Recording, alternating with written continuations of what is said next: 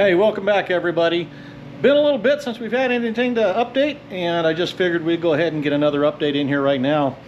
I actually did 2 videos over Thanksgiving weekend, and well, neither one of them turned out. Not sure what I did wrong, but that was on me. Should have had updates a little bit sooner, but that's okay, because since then I've gotten some more stuff for the car.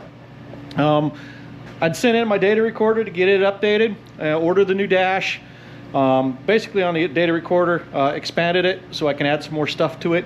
But I got my new dash, I got the expansion module, and all of that stuff for it. Got all the rest of the sensors that I needed. Got some more wiring in, not very much, but I got a little bit more, I'll show you. Got the new extension in for the steering wheel so it fits me a little bit better.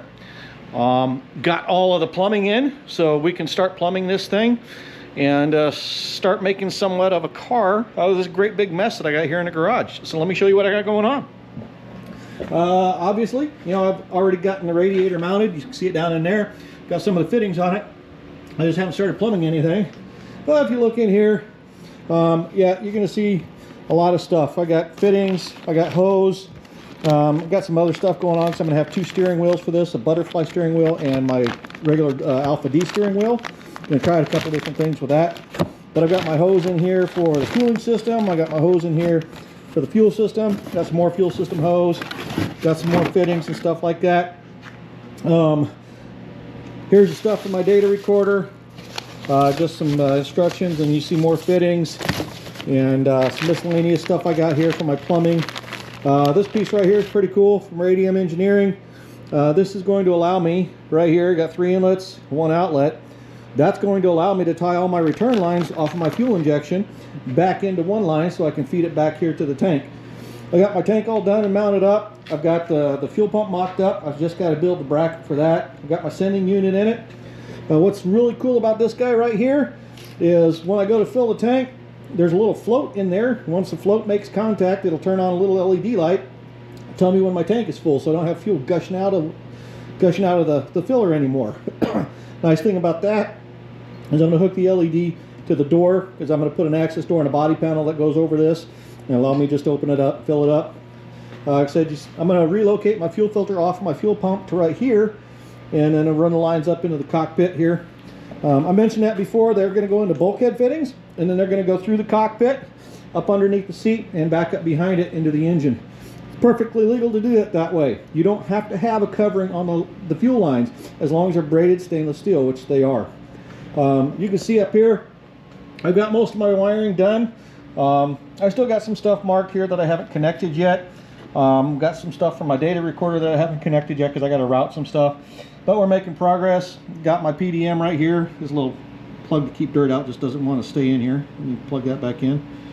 I told you before that I got away from doing relays and fuses and went to a PDM. Also went to a solid state relay, which also gets rid of fuses. This guy right here is pretty amazing. The amount of current it'll take, it's 35 amps per channel. So I got 4 channels, or basically 4 relays that'll take 35 amps continuous. But short duration, it'll actually handle some significantly more amperage than what you see on here. And then it can be triggered, each one of these channels can be triggered by either a ground trigger or a positive trigger. So I can use those to turn it on and off. This guy here is going to turn the nitrous system on and off, and he's going to turn the fuel pump on and off that controls the nitrous, or that feeds the nitrous, not controls it, feeds it. Another sensor for my data recorder, monitors engine timing, and that goes to a sensor on the engine. And then this here's the cool thing.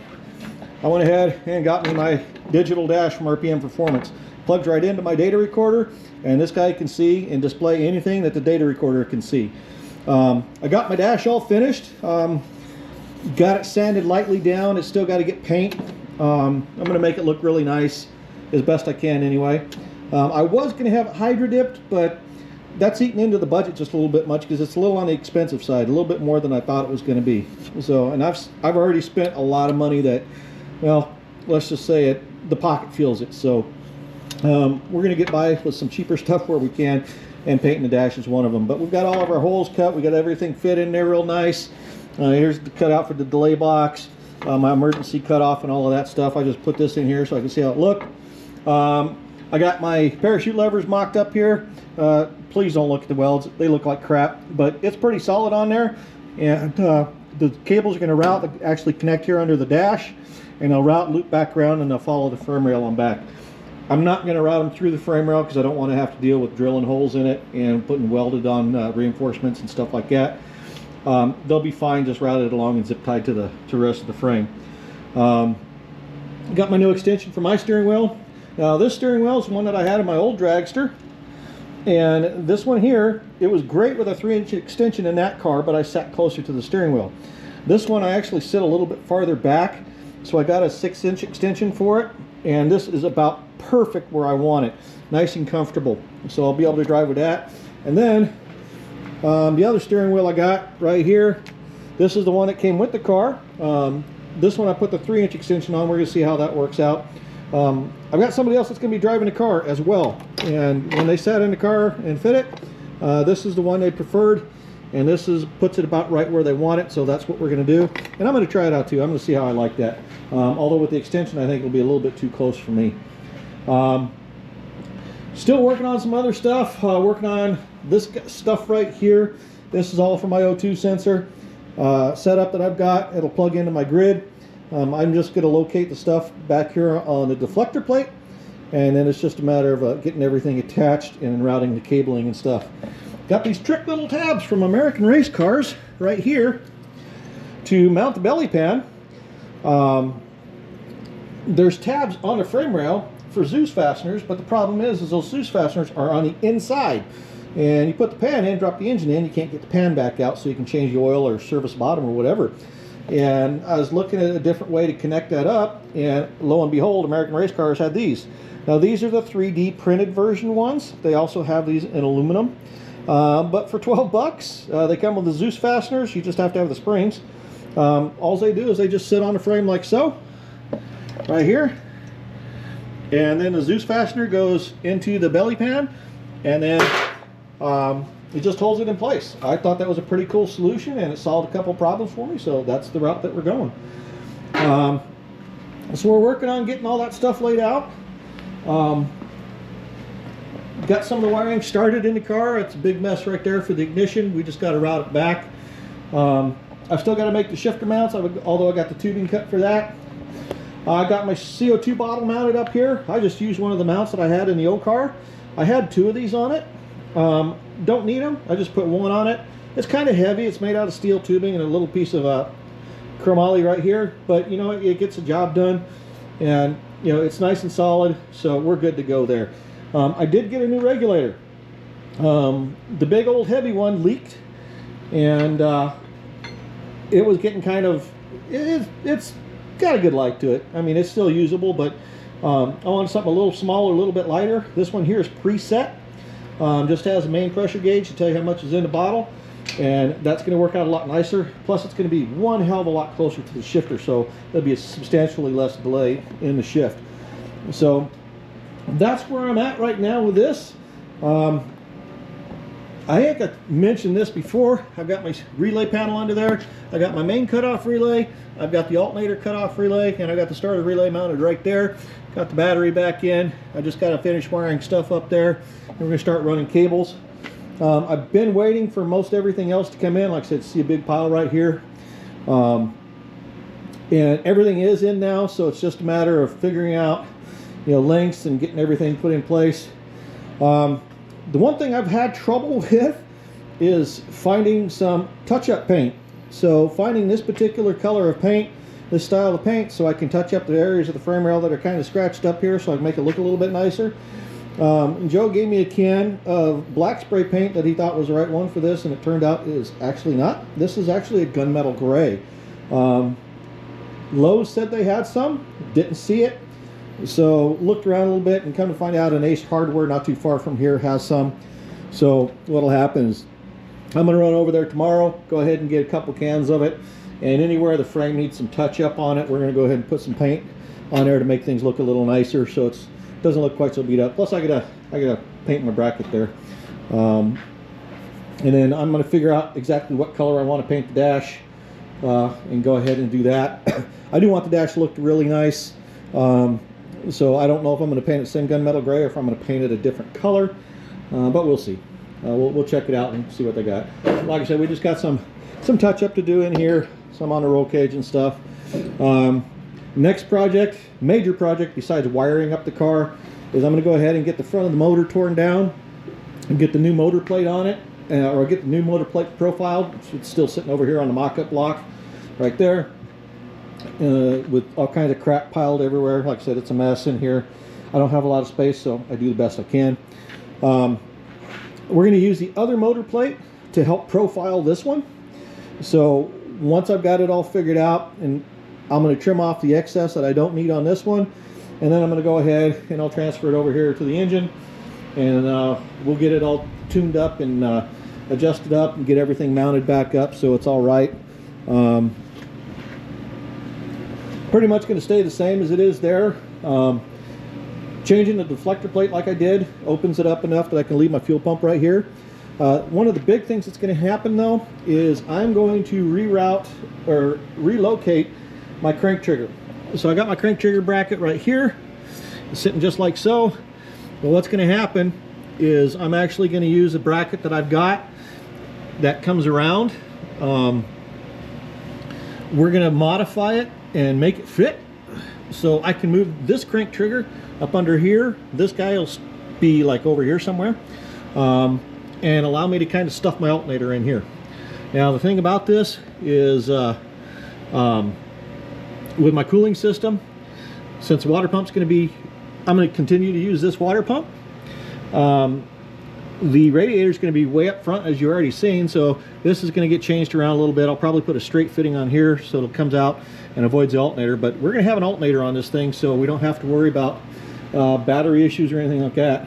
Another thing we got is this tank is going away, and I'm going to weld this bung up right here, weld that hole up, and we're going to move it over to the other side back in here. I don't know if you can see that too well. I'm going to put it right back here. This big problem I have is it's pulling a lot of oil right here, and it's not pulling the vacuum that it should, so we're going to fix that. The other thing is instead of this pulling directly from the valve cover and coming into the vacuum pump, what we're going to do is it's going to pull from the valve cover, it's going to go into an oil and air separator, and from the oil and air separator it's going to come into the vacuum pump, and then from the vacuum pump it's going to discharge into a puke tank. Nice setup. It's all billet aluminum, getting it from Star Machine where I got the pump from. Also got a rebuild kit for this guy right here that we're going to do. So we're going to freshen this guy up because he's pretty much due for it. It's been a long time, so we need to address that. And then another thing, this regulator right here is my return regulator from the fuel system. That guy's going to come off. We're going to deadhead this regulator, and we're going to put this guy back on the fuel pump down here, right here, return it to tank, so I've only got one line going up feeding the nitrous system. This pump is way overkill for what I'm running, but I've got it. I'm not gonna waste it. I've been using it for just a dedicated nitrous pump, and it works really good, so that's what we're gonna keep doing. So anyway, nothing in the back of the car yet. Really not much to do back there other than reconnect some wires for the taillights. And of course route the parachute cables, and then that's about it. We still got to figure out the shifter cable, because my shifter linkage is in a different position on my transmission than it is the transmission that I got. I can flip the bracket, but the problem is my shifter, since I'm going back to the shifter that I have, and not the one that came with the car. The shifter cable, or the shifter linkage, has to be like it is on my transmission. It has to be facing up. So what I'm probably going to do is use the bracket off the old car, which actually attaches to the motor plate, and use that to shift it, to hold the cable instead of the one that's welded into the chassis here. And then I'll probably just remove that one that's on the chassis here. The nice thing about it is the transmission that came with the car has a removable shift lever. So for that one, it's just a matter of taking it off, flipping it around, and putting it back on, and we'll be able to shift it the same way. So I'll have my spare transmission there. And then for the tail housing, I got to take the tail housing off of this one and transfer it over to that one, so that I can put that transmission in the car, because that's my primary right there. And then I've got to build some mounts for the cooler, Those are going to be a little bit different when I got there, but that won't take too long. I'll just take a couple hours on one day. So anyway, that's about all I got. I do want to put something out there, and it's kind of on a sad note. I'm sure by now, if you're into NASCAR at all, or into Garrett Mitchell, also known as Cletus, a couple days ago, Greg Biffle and his entire family were killed in a plane crash. It's a pretty sad loss. Greg Biffle was a really good guy. He was a great humanitarian, and I know him and Cletus were really good friends. So I just want to put this out there. My most sincere condolences to the Biffle family members and friends that were left behind, and also to Garrett for the loss of your friend. So from the deepest sympathies of my heart, you know, prayers out to you, and you know, hopefully we'll get through that. So anyway, I just want to sign off for now. I hope everybody had a great Thanksgiving holiday. I hope everybody has a wonderful and fantastic Christmas holiday. You won't see any more videos from me probably until somewhere around the new year, or possibly after the new year. And then it'll be hot and heavy on this car, trying to get it up and going and ready, because I've got a lot of work still to do, and I've been kind of dragging my feet a little bit. But there's a lot more coming, and a lot more to show you guys. So anyway, everybody take care. Please like, comment, share, and subscribe. Help me spread the word up here about my channel, and also getting racing up here in Alaska a little bit more visible. Maybe one day, with any kind of luck, I can take this car down, and it'd be the oddball in a field, but I'd love to do the Christmas tree race with this thing. I don't know how I'd attach a Christmas tree to it. Still haven't figured that part out, but you know what? If I got the invite, or if I had the opportunity to go down there and do it, and they let me make that race, I'd figure something out, that's for sure. So anyway, everybody, have a good one. Merry Christmas a little bit early, and hope everybody has a great holiday. I'll see you again soon.